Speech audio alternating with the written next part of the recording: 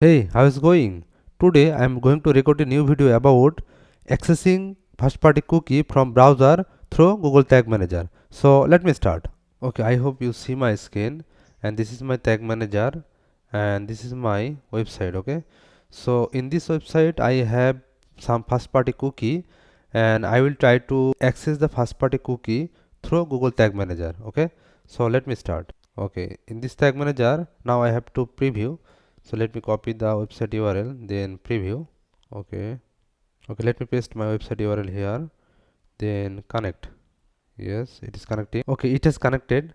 Now we can check the data here. Yeah, the data layer is coming and everything is working. Now I gonna check a first party cookie. Okay, so we have to click here, then inspect. I mean, we have to go to the developer console here, then application, then cookie. Okay, under the application we have local storage, session storage, but we have to go to cookie, then click on the domain. Now we see some of cookie here, for example this one. So yeah, we have many cookie here. Now I gonna get one cookie from here. We can get anyone, but I wanna try this one. Okay, so let me copy the cookie name. Yes, then yeah, on the variable we have to do a thing, that is we have to create a new variable to access the cookie. Okay, so new, then GA. Okay, now we can get the value. We have to choose a variable type, so first party cookie. Now just paste here and check it, but at first we have to check here this value is same or not. Okay, the value is same, so we can check it, or this is tick, no problem.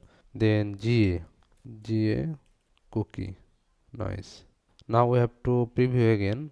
Yes. Okay, it is connecting. Oh, it is getting too much time. Okay, connected. Now we can check the cookie again. Yes, it is available here, I think. Yeah, it is available here. Now we can test it on the preview mode. So Windows loaded. Now variable, I want to take the GA. Yeah, GA cookie. I see this value and this value is same, I think. So let me copy the value here.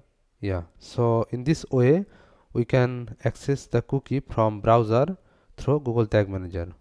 Nice, so it is work. Okay, now you might have some question about the usage cases of this system. So we can use this system for many things. For example, we can send the data to Google Analytics as a parameter, or sometime we have to send the data to Google Ads for many cases, for example for server side tracking. Okay, and then most use cases for the Facebook pixel. Okay, so if you set up Facebook pixel, you know the FBC, I mean the Facebook click ID, and FBP, that is the browser ID, is required for Facebook pixel to improve the event mesh quality. Okay, so we need to know the system to send the data to Facebook pixel, sometime on server side, sometime analytic, and sometime Facebook, sometime Google Ads. Okay, I hope you got it. All right, I think you got all my point, but if you have any question you can comment me, or if you need any help you can just send me message on WhatsApp.